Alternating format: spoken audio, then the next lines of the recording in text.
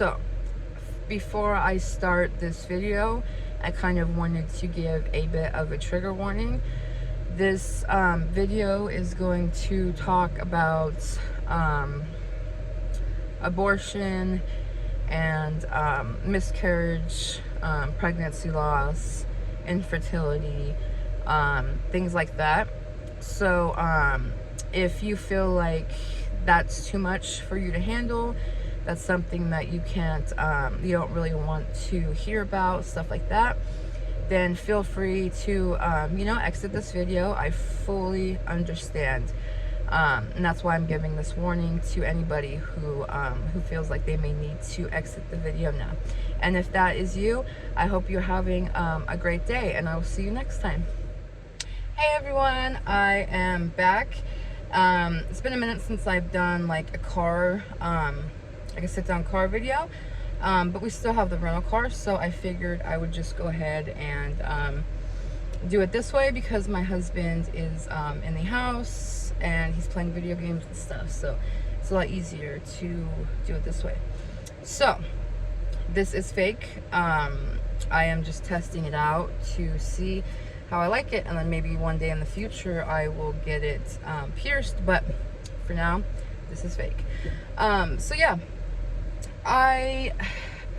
one of the videos that this is one of the videos I wanted to make originally when I started my YouTube channel. It's just kind of something I wanted to share, but I just haven't found the time to really make the video and things like that. But I think right now, since I'm kind of like in between things and I don't really have a lot to share right now, I think this is a good video to make and put out right now. So when people find out that I'm married and that my husband and I have been together for for 7 years, one of the main things that people ask is, whether or not we have kids. And I understand, that's kind of like the thing that people do. They get married and they have kids, or they have kids and get married, or whatever, or they don't even get married in the first place and have kids, you know what I mean? But that's like the way things go normally. So I understand, people asking that question, but it's just, sometimes it's just not a simple answer, and it's not as easy as like yes or no. So I just kind of, I wanted to make this video to kind of share, our journey, because it's not a simple, yes or no answer.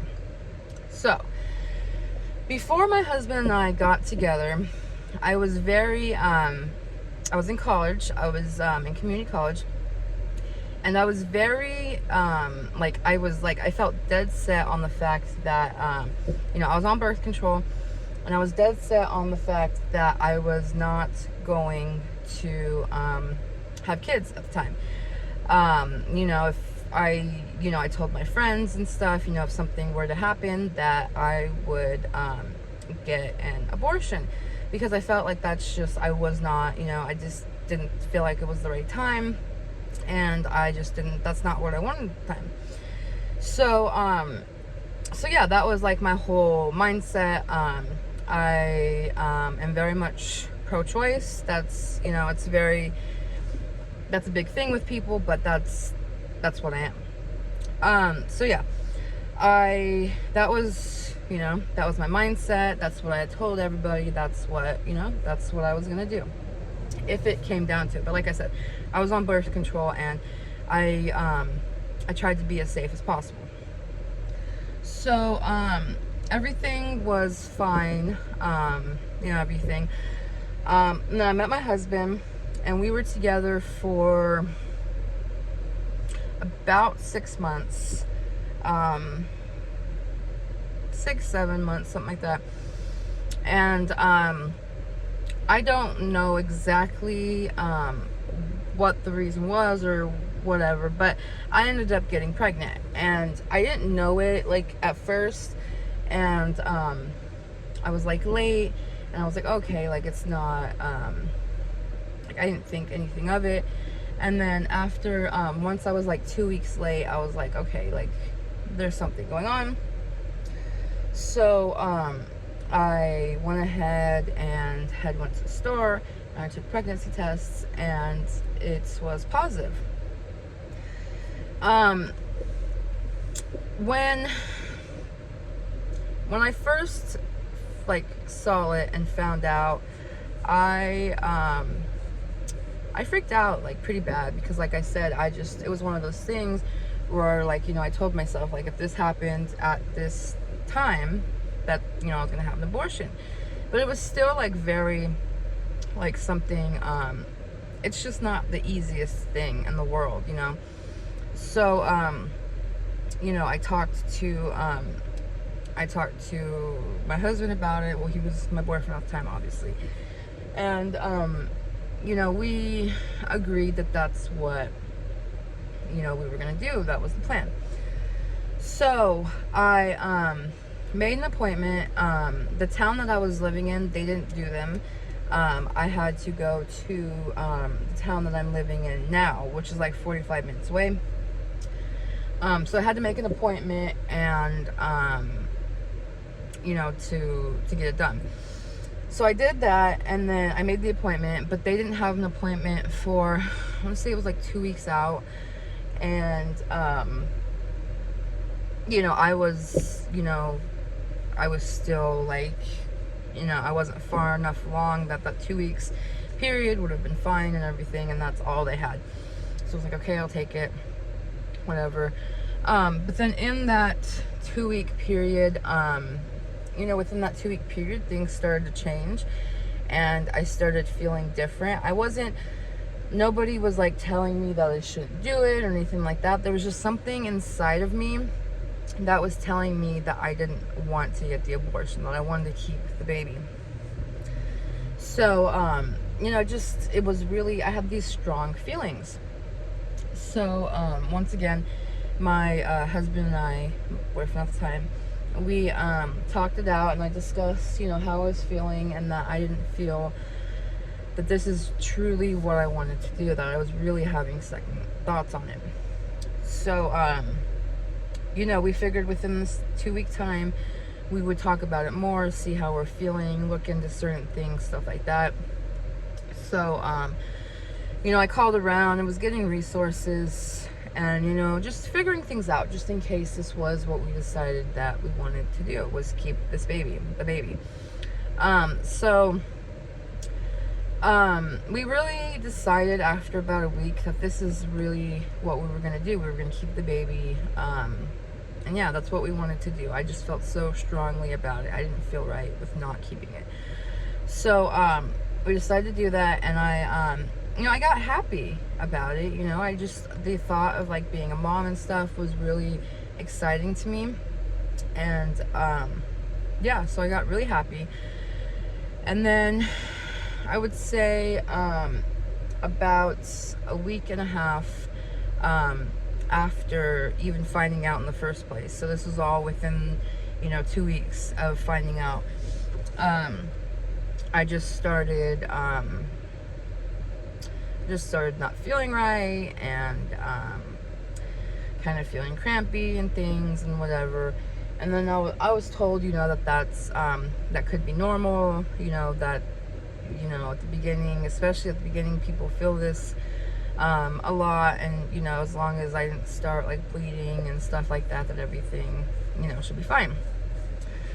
And then I would say maybe the next day or so, I did start bleeding and cramping more and everything, and I went in, and that's when they basically told me that I was miscarrying. I was going through the process of a miscarriage. Everything came out, everything turned out normal. You know, I went ahead, you know, it all passed on its own or whatever, and nothing was, there was no like intervention or help that was needed.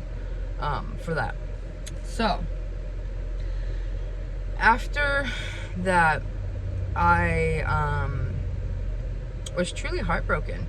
Like, I was depressed, and I just didn't know what to do, and I was just so upset. I was crying all the time and depressed, like I said, because I felt like, I had gotten, even just in that little time period, I had gotten so like used to and excited about the idea of like having a baby, and like I just felt like that was kind of like ripped from me, and it hurt really bad. So even though my husband and I at that time had only been together for about maybe like 7 months or so, or whatever the case had been, I just really felt like this is what like was meant for us. And I know that sounds like weird and not like, it's just what I felt like was right for us. So, I did what needed to be done, and waited, a couple months, and, let things regulate more and stuff, because after, when you have a miscarriage, you typically, different doctors tell you different things, but typically you have to wait at least a cycle, but sometimes 2 cycles is what's typically best to wait. I think I waited a few cycles or so, and then we decided that that we wanted to have a baby. So we weren't trying, but I got off birth control, and we decided that whatever happened. So that was that. And then, so I don't know how long after it was, it was about 8 months total, I want to say, since from my miscarriage, that I got pregnant again. And it was very, we were excited and happy and everything, and it was all great. And then I want to say probably maybe 2 to 3 weeks later or so, I started having severe cramping, like so bad. Like, it was worse than my miscarriage cramping. It was terrible. Like, I can't even explain the pain. Like, it was like I couldn't move, I could hardly breathe, I couldn't use the restroom, I couldn't, like, anything I did, like, just living and existing, like, it hurt so bad, my whole stomach and like abdominal area, and it was so bad. Like, I literally thought I was gonna die, like, because it was just so bad. I had never felt pain that severe in my entire life. So I, of course, I went to the emergency room, and they did tests and stuff, and they told me that it looked like, they told me that I was having an ectopic pregnancy, and that's why my pain was so severe. But luckily I had started feeling such bad symptoms and went in early enough that they were able to give me medication to go ahead and end the pregnancy, so that it didn't grow, like fully grow in my tube. Because with an ectopic pregnancy, what happens is like,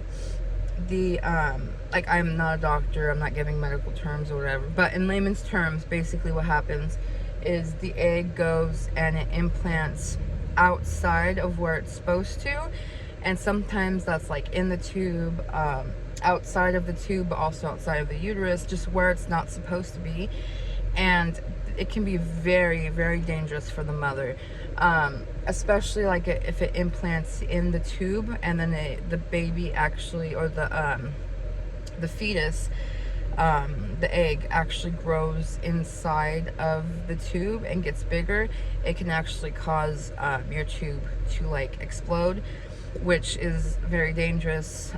It's just not good.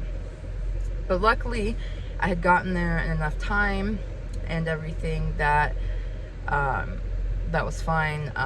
You know, they gave me the medicine, and I was still in pain and everything for a while, but I was, you know, everything ended normally and okay for the most part, except for like the very excruciating pain that I was in. It was terrible, like such bad pain. So then at that point, I went back on birth control, and we decided that we were going to stop trying. You know, it was just, I had two losses. I was just very upset. The OBGYN that I was going to at the time, he didn't want to do really any kind of testing. Like, he did like a couple blood work things, but it wasn't much. He said that because of my age, because I was, at this point, I want to say I was like probably 23 or so, like 23.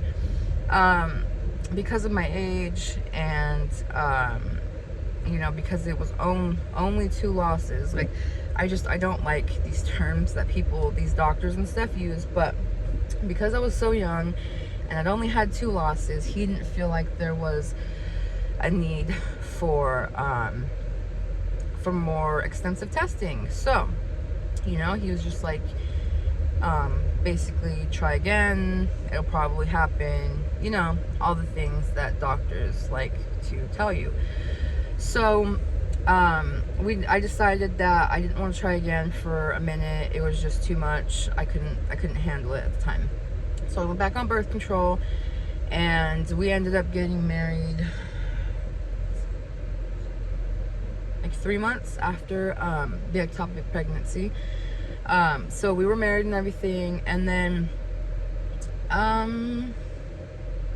want to say it was probably about a year after the ectopic pregnancy, I decided that, or we decided, it's not I, but we decided that this is what we wanted to try again. Let's see, you know, maybe, you know, it's been longer, I've been regulating my cycles with birth control, maybe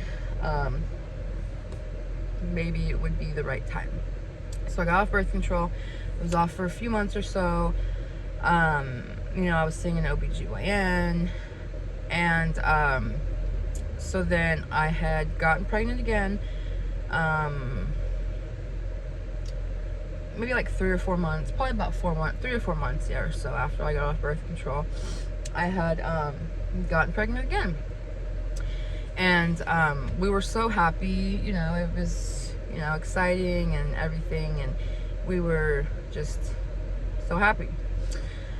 So then I'm gonna say about a month or so, maybe, well, like the 3 weeks or so, again I started bleeding. I went in and I was told that the bleeding that I was having was seemed to be normal, that everything looked okay, that I wasn't far enough along for them to see anything, but that they felt, well, they could see something, but they couldn't like hear a heartbeat or anything, but they felt that everything was probably okay. They wanted me to come back in like a week and get another ultrasound and more blood work, but in that time I just started bleeding more and cramping and everything. And then so when it came down to it, they decided, you know, they realized that yes, I was miscarrying again, and so at that point, at that point it had passed. Like, there was nothing living inside of me, but it wasn't the tissue wasn't leaving my body like it was supposed to. Even though I was bleeding and everything, the actual tissue wasn't leaving my body like it was supposed to, and it became a bit of a concern. So my doctor decided to go ahead and do a D&C, which, for, you know, those who don't know, a D&C is when, like I said, you're not expelling the tissue like you're supposed to be. And you don't want that to stay inside of you. That's not good. That can cause a lot of things, infections, just, it can be very bad. So they have to go in and like manually, basically surgically, remove it. So they did that, and I had that done. And this OBGYN, he was a little, because I was a year older at the time, and this was another loss, so he was a little more willing to do some testing. He did like really extensive blood work and stuff, and then he had done I want to say like one ultrasound to kind of like check like my ovaries and stuff for like cysts or whatever, and he didn't see anything wrong. I had mentioned to him about like, well, you know, I was thinking like maybe there's, you know, a possibility that I could have endometriosis, and he was basically telling me that that's very extensive testing, extensive, not expensive, extensive testing, and that he, based on what I was telling him, he didn't know if that's what it was, and he didn't feel that it was worth it to go in and do this testing if I didn't have certain like things. Basically, he just said like, basically he didn't feel like it was worth it. So I ended up going back on birth control, and my husband and I decided that we were going to once again not try at the time, because it's rough, you know, when you're losing, you know, having so many losses and you're not getting answers on what's going on. It's really rough. So I went back on birth control for about another year. It was almost like exactly another year I was on birth control, and I just felt like, you know, something was missing from my life. I just felt like, you know, I was missing something, and you know, so I talked to my husband again, and we decided, well, you know, it's been longer, and you know, this and that, so we decided, well, let's, you know, see another OBGYN, because this is we were living in the town that we're living in now, and the other OBGYN, the last one I had seen, was in the town that we lived in before. So I saw you know, I started seeing or no, vice versa, whatever. My old OBGYN was in a different town, whatever. So I started seeing another OBGYN, and she seemed real nice at first. You know, she was willing to do testing. She did a lot of blood work, the same blood work my other OBGYN had done, plus more. She did a few different ultrasounds at like different times of my cycle, and I guess from what she explained, like cysts can develop and then go away at like within certain times in your cycle, and so you have to kind of like catch it, or else before it goes away. So she did all that stuff, and she had basically ruled out really everything that she could besides endometriosis. So while seeing her and everything, I had ended up going off of birth control, and I had gotten pregnant, and you know, it was the whole thing again. You know, everything, you know, seemed good and all that, and we were excited and, you know, ready, and or not ready, but getting ready and stuff and all that, you know. And then you know, within the normal time frame for us, I guess you can say, because that's the way it went, about within like 3 weeks or so, the same thing, you know, bleeding, cramping, all that stuff, and then it's came out to the same thing, where they realized, you know, that I was miscarrying. I was definitely miscarrying, but the it wasn't it was having trouble with um,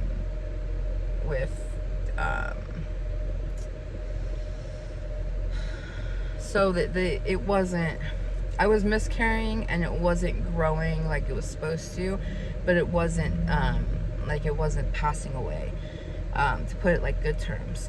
So they had to go ahead and give me medicine. They monitored it to make sure that it wasn't growing or anything, and it wasn't. So they had to give me medicine to go ahead and help with, to help with it, to stop growing and everything. So I took the medicine, and it passed. The tissue passed and everything. I didn't need a DNC, so that was all good. It took a minute for this one because I had to take the medicine, and it took like 2 or 3 rounds of the medicine for it to actually stop growing. But then once it did, it passed, and that took a minute and everything. So it took a good, I want to say a little bit longer than 2 weeks, I want to say, for it to fully be done, which was really hard because you're waiting in that time for for all of it to be done. You just want it to be done and over with. So so once it was done and everything, like I had said, she had already done like all this blood work, and she had done ultrasounds and ruled out what she could, PCOS, different like hormonal things, she just a whole bunch of different tests and stuff, but still had not tested for endometriosis. So when this happened, this was about March of 2020, April of 2020, when it fully like passed. And so then I told her like, hey, like I really want to check for endometriosis. I feel like that's what it is. And she had agreed, based on like some of the symptoms and stuff that I have, that that's what it could be, but she wasn't sure, because I don't have like these like very major symptoms like during my cycle and stuff. They're kind of like, they're symptoms of endometriosis, but they're not as bad as it could be. And so that's what's like throwing these OBGYNs off, is because it's not bad, and so they feel like it's not worth doing the testing. So she felt like, it could be, and this and that, and she referred me to a surgeon who would be able to do it, because it's like a laparoscopic surgery to go in and test for it.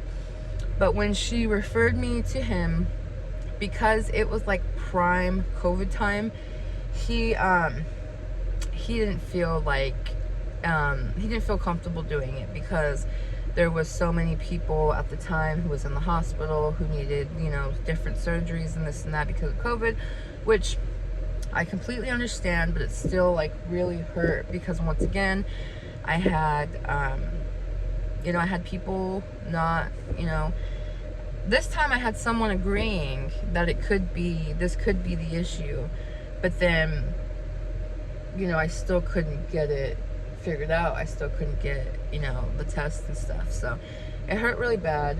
It really sucked. So yeah, that was that. So then she then she was like, well, maybe go back on birth control, and basically she just wanted me to try what I had been doing all over again. Get back on birth control, regulate your cycles, and she just wanted me to do the same thing over and over again. And that's what it comes down to, is any OBGYN that I've seen has just told me basically the same thing. So I ended up going back on birth control, and I had got off at one point for like a couple months, but then things popped up again with my brain tumor and all that, and I needed surgery, and then I found out about the radiation and chemo. So at this point, I have had 4 pregnancies, 4 losses, 0 live births. So I technically I have not been diagnosed with like infertility, like diagnosed, but I have gone so long with, you know, I've had so many losses, and I've gone so long with being unprotected and not having an actual birth, that I would be categorized as like in the infertility category, because it's just not happening. So I'm hoping that maybe after I finish my chemo and stuff, maybe I'll look back into it and see, even if my husband and I do decide not to have children, because he is, at this point, he'll be 32 this year. So he's getting older, I'm getting older, and we both know what it's like to have older parents. It's not, you know, it's not always the best. You know, when they get older, they get more tired, and it's not easy for them to keep up and, you know, play with you and do things like that. So, but even if we decide not to have children, I still want to know what's going on with me, because it really sucks to not know, especially like when it's something that you've like been wanting, and then for people to just tell you like, oh, we don't know what's going on, just keep trying and stuff and all that.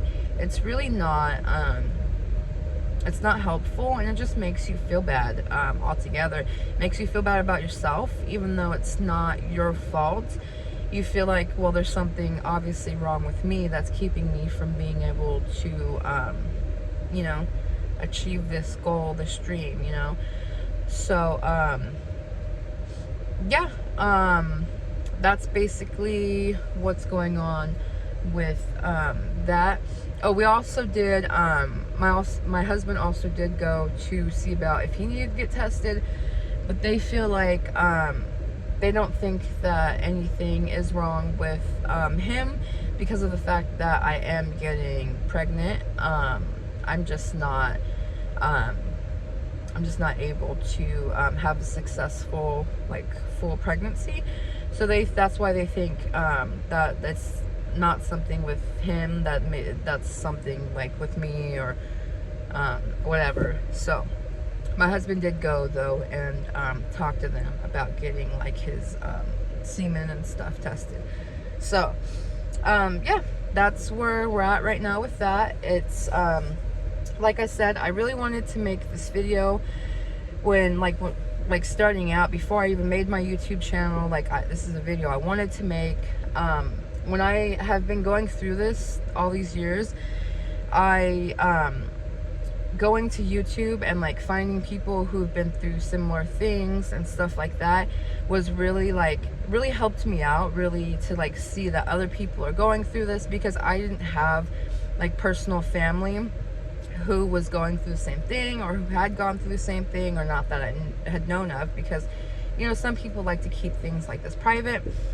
So going to YouTube and finding, you know, videos that people had made kind of like this, explaining, you know, their journey and things like that, it really helped me. So that's why I really wanted to, you know, like I said, to make this video and explain what I've been through, what I'm going through, stuff like that. And hopefully this will help somebody else, like I was helped with the videos I watched. So please, please, please, if you have any questions, comments, anything, please leave them down below. I will answer, you know, your questions, stuff like that, as long as they're like decent and appropriate and nice, you know. Because yeah, I really want to try to help somebody if I can. Like, that's my main goal here, is try to help somebody with this video. I hope everyone's having a great day. If not, I really hope your day gets better. I'm sending everyone positive wishes and good vibes, and I will see everyone next time. Please give this video a thumbs up, comment, subscribe if you feel like you would like my channel. Share this video if you know someone who would really, you know, who would like it. Yeah, so I will see you guys next time. Bye.